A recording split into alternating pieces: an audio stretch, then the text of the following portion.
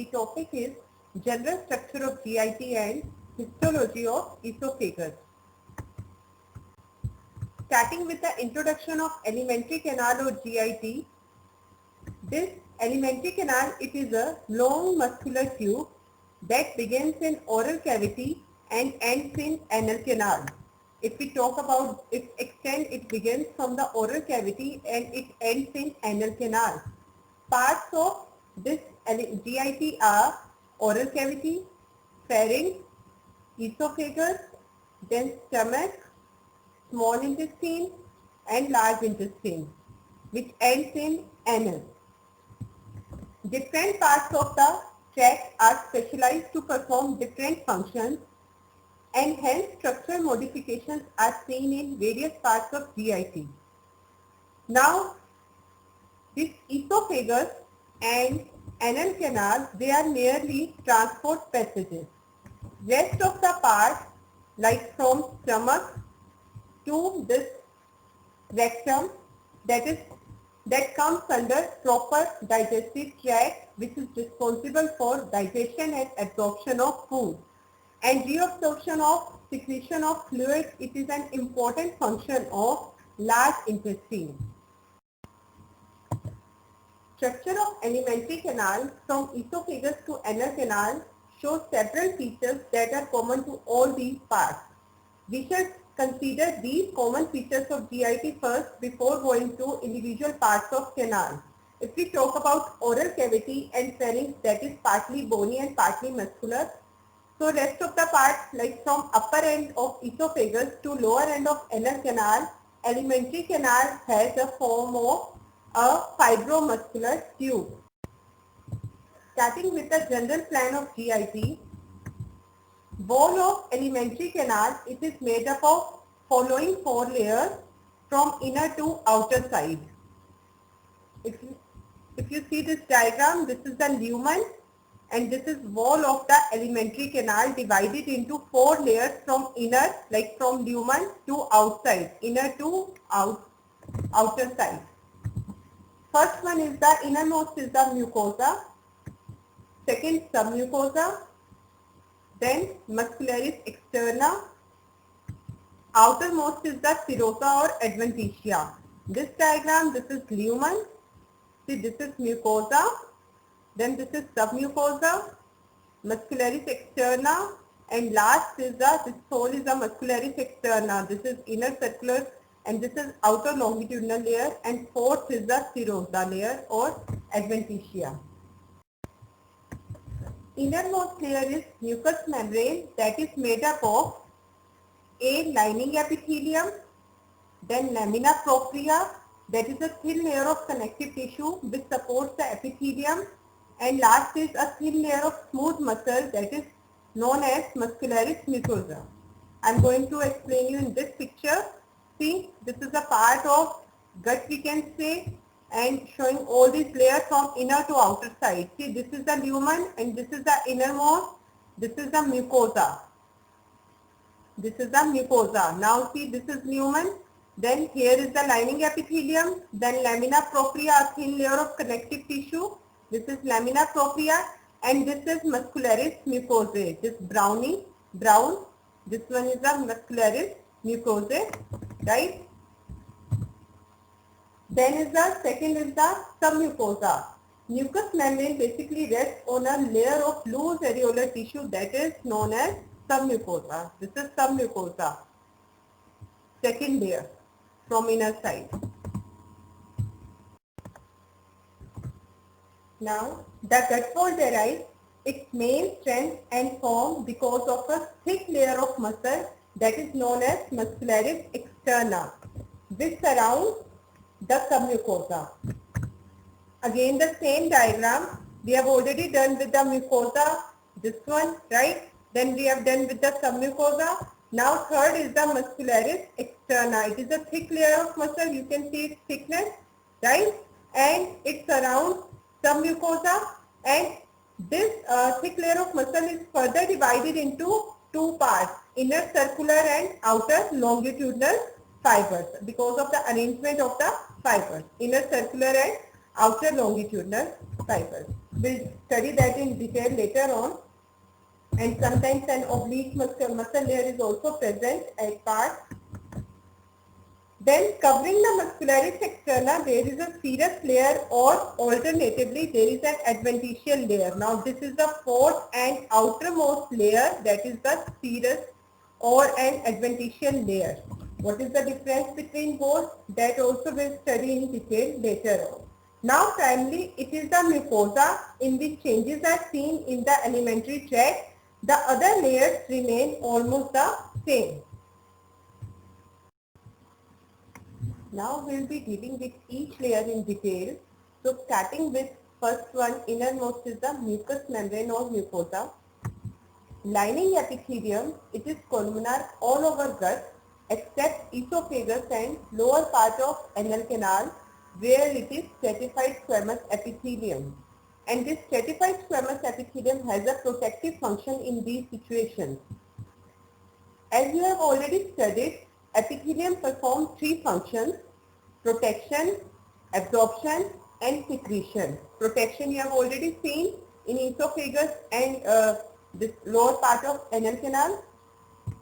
Next is the factors contributing this absorptive function of epithelium of gut, and they are: first is considerable length of alimentary canal, specifically of small intestine. Then second is presence of numerous folds involving entire thickness of mucous membrane, and submucosa extends into these folds. And third and fourth are presence of crypts and villi.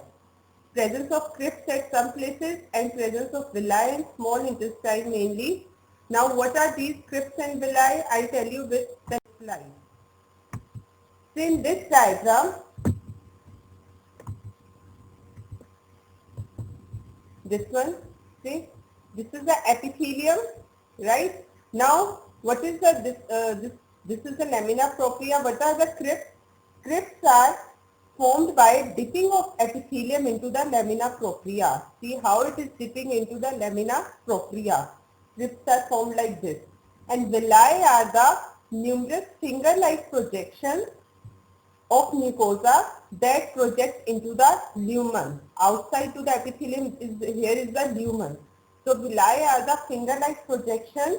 They are numerous and they are finger-like projections of mucosa that project into the lumen.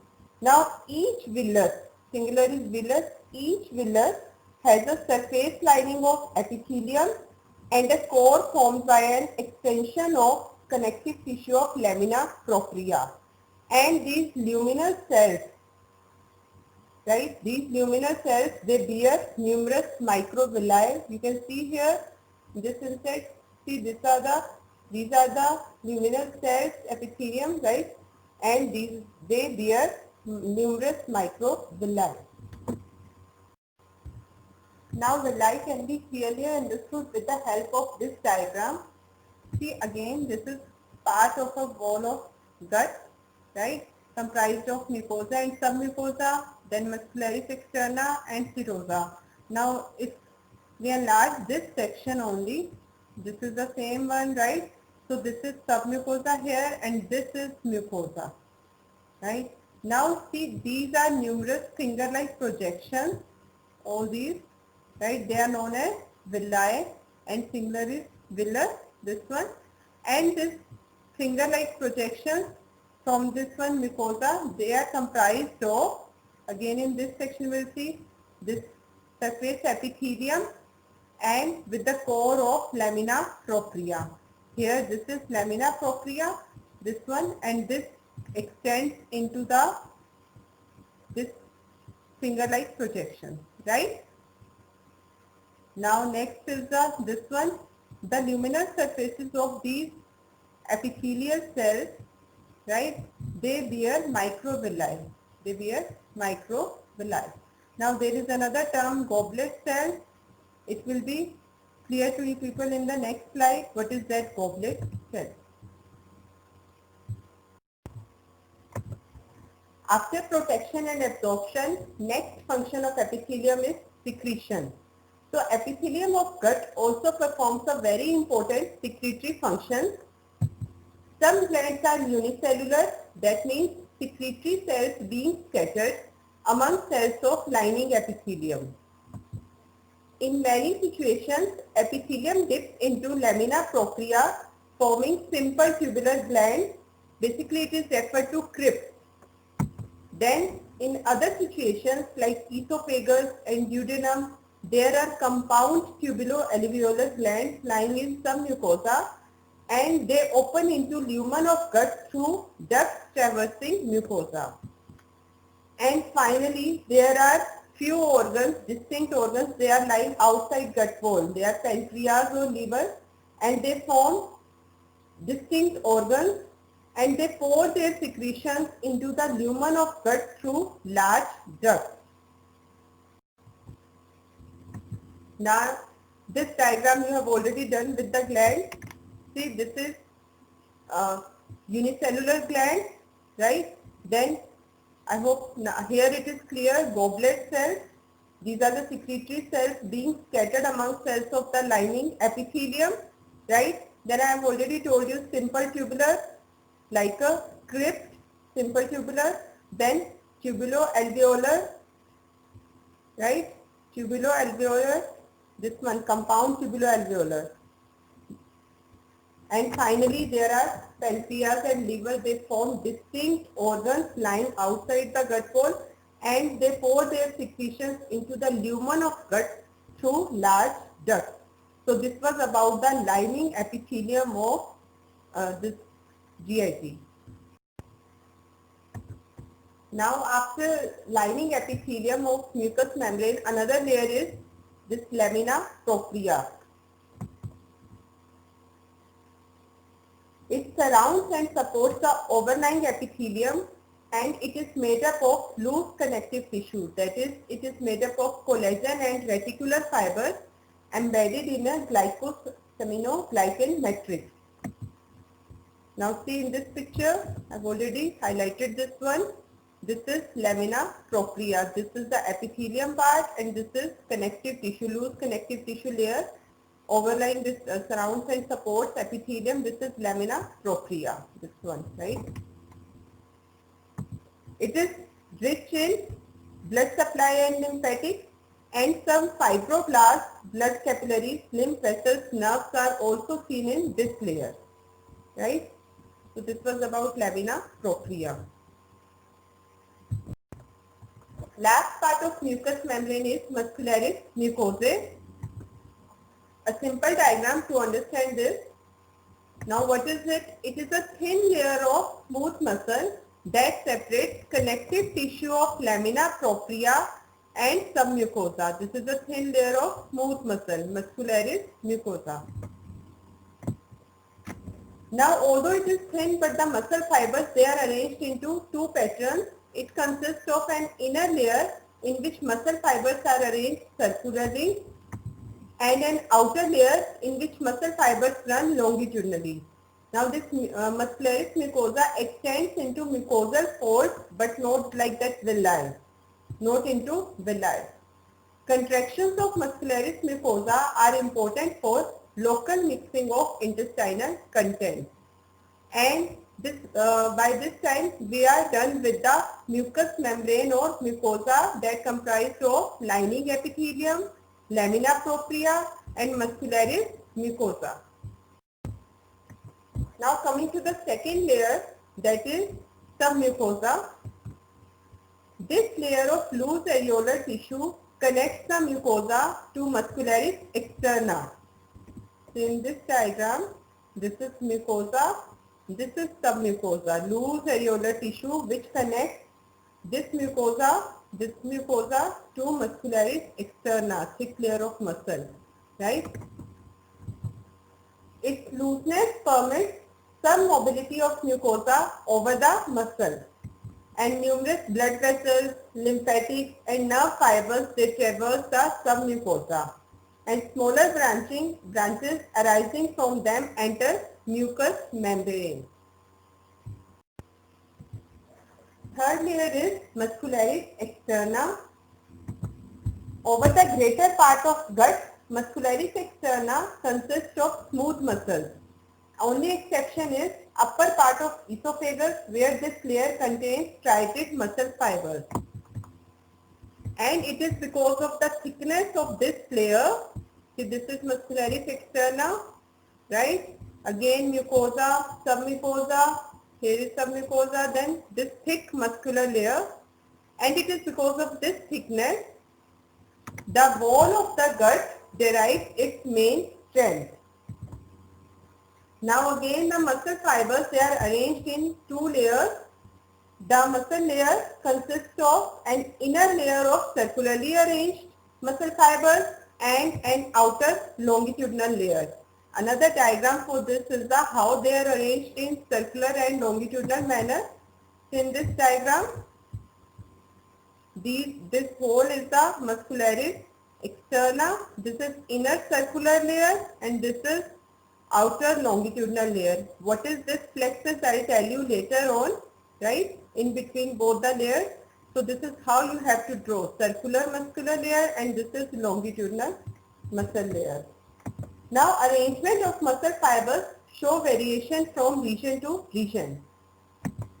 In the stomach, an additional oblique layer is present. In the colon, longitudinal fibers are gathered to form prominent bundles and they are known as tinea coli. And sphincters. Now what are sphincters? Localized thickenings of circular muscle fibers, they form sphincters and they can occlude the lumen of gut. For example, pyloric sphincter in the pylorus of stomach, then internal anal sphincter, they are the examples. Coming to the last layer, that is serosa or adventitial layer. Now covering the muscle layer, there is serous layer. See again I am going to repeat all the names. This is, first of all, this is mucous membrane comprised of lining epithelium, lamina propria, thin layer of muscularis mucosa, right? Then this is submucosa. Then this thick layer of smooth muscle is muscularis externa, inner circular layer and outer longitudinal layer. Why I am repeating it again and again? Because these are the few terms you are going to listen for rest of the histology of GIT, right? So coming back again to the fourth and outermost layer, that is the serosa or an adventitial layer. See, if we talk about serosa, it is merely visceral peritoneum that is composed of connective tissue and simple squamous epithelium, right? It is the outermost layer of alimentary canal and it covers most of GIT, serosa, right? And now what is adventitia? Like in some places where a peritoneal covering is absent, that is example over part of esophagus, muscle coat is covered by an adventitia. See here, this is adventitia. Muscle coat is covered by an adventitia that is made up of connective tissue, right? A simple line diagram to make you people understand the arrangement of the layers, right, from inside outward, and mainly to differentiate between the serosa and adventitia. See, this is, here is the serosa and here is the adventitia. For that you must have to know this intraperitoneal and retroperitoneal term. Intraperitoneal is where the peritoneal covering is present within the peritoneum. Retroperitoneal, behind the peritoneum, like the organ is devoid of peritoneal covering. So there only adventitia is present. See, this diagram explains mainly the difference in the mucous membrane in individual parts of GIT, right? For example, in esophagus, stomach, small intestine and large intestine. If you see these diagrams, the major difference lies in the mucous membrane. Rest part like muscularis externa, submucosa, they are more or less like same. Next is the nerve plexus. The gut is richly supplied with nerves. A number of nerve plexus are present. First one is the meningeal plexus. of orbit. It lies between circular and longitudinal chords of muscularis externa. See again a simple line diagram. This is mesenteric plexus. Between two layers of muscularis externa, circular and longitudinal, this is the nerve plexus lying over here, and this is known as mesenteric plexus of orbit. Then second plexus is submucosal plexus of Meissner. It lies in the submucosa here. This is submucosal plexus of Meissner. It lies in submucosa near its junction with the circular muscle layer. Sometimes the third plexus is also present near muscularis mucosae. Another simple diagram, a very simple and line diagram to understand this. This is submucosal plexus in the submucosa, right? Then this is muscularis externa, and the two layers, basically one will be here, another will be here, and in between both the layers is mesenteric plexus of orbit. See, the nerve fibers in these plexus are both afferent and efferent. The efferent fibers supply smooth muscles and glands, and postganglionic fibers meant for these structures lie amongst the nerve fibers forming these plexus. Again the nerve plexus over here. See, this is submucosal plexus, this one Meissner plex, right, within the submucosa, and outer to this submucosa lies the muscularis externa, and two layers, in between two layers of muscularis externa there lies mesenteric plexus.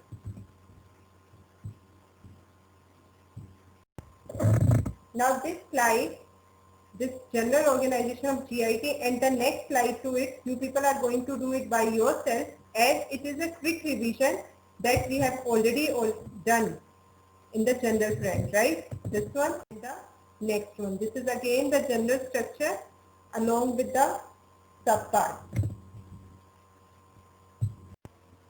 After general plan of GIT, we'll start with histology of its individual parts, and for that today we'll be dealing with histology of esophagus.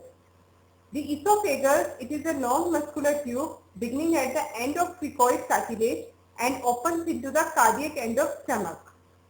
And if we talk about its microscopic features, same wall of esophagus has usual four layers, that is mucosa, submucosa, muscularis externa, and an external adventitia. See, the esophagus doesn't have a serous covering except over a short length near its lower end.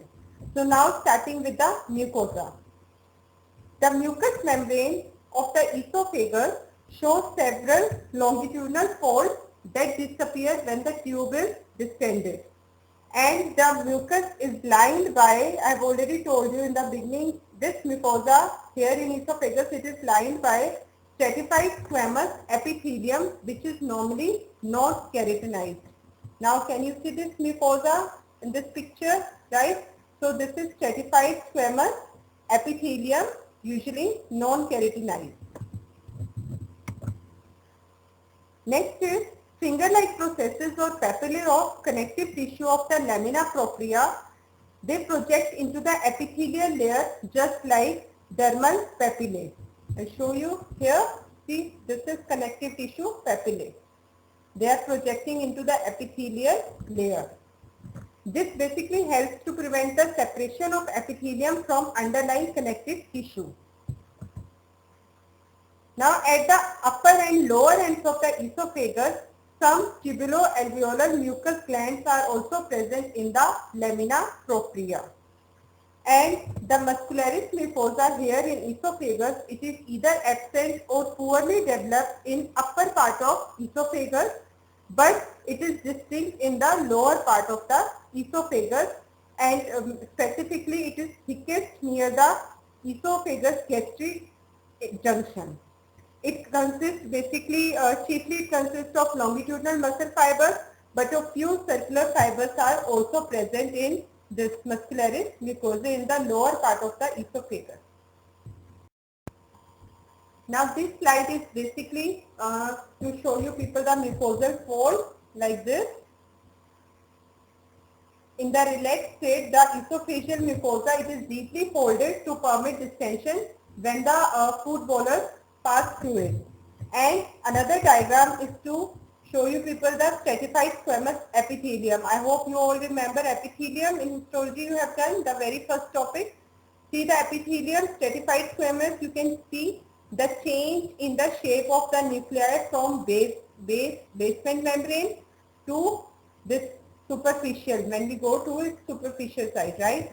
See the cells, the nuclei, they are columnar over here, then they are rounded in the middle layer, and in the superficial most layer they are more like flattened.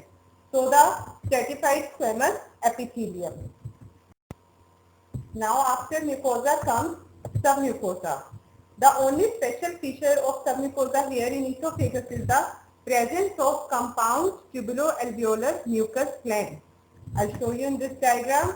See, these are esophageal glands, compound tubulo-alveolar mucus glands, right? Small aggregations of lymphoid tissues may be present in the submucosa, especially near the lower end, and some plasma cells and the macrophages, they are also present at times. Third layer is the muscularis externa.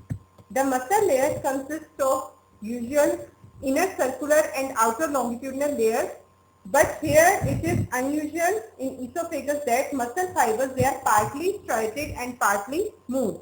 So in upper 1/3 or so of esophagus, the muscle fibers, they are entirely of the striated.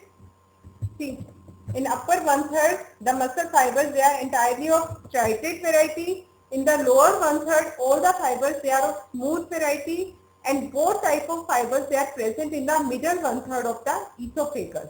And this is about muscularis externa.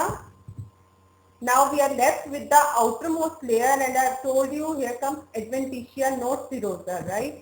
So adventitia, the muscle layer of the esophagus is surrounded by dense fibrous tissue that forms an adventitial coat for the esophagus. And the lowest part of the esophagus is intra-abdominal, and it has a covering of peritoneum. Now the last diagram of the day, and this is the diagram which I wanted to show you as it is drawable. Now again, this is the microanatomy of esophagus, of course. So again, this is epithelium, and I hope everybody now knows this is stratified squamous epithelium, non-keratinized. And you can see the change in the shape of the nuclei from the basement membrane to the surface, right? The basal cells, they are columnar, hence oval nuclei. The middle layer of cells, they are polyhedral, hence rounded nuclei. And these cells, they are flattened, hence these nuclei, here is the transversely elongated nuclei, right? Next to the epithelium is the lamina propria. See, lamina propria, then muscularis mucosa, and this complete is the mucosa or mucous membrane. Now next, second layer is the submucosa, and you can appreciate the esophageal gland, that is compound tubulo-alveolar mucus glands in it, lying in it, right? Then third layer is the muscularis externa, inner circular and outer longitudinal muscle layer, and this is how you have to draw. And fourth and outermost is the adventitia layer. So this was all about today's lecture. I hope you people have understood, and this is an important one. In case of any doubt or any queries, you can call me or drop a message anytime, right? Thank you.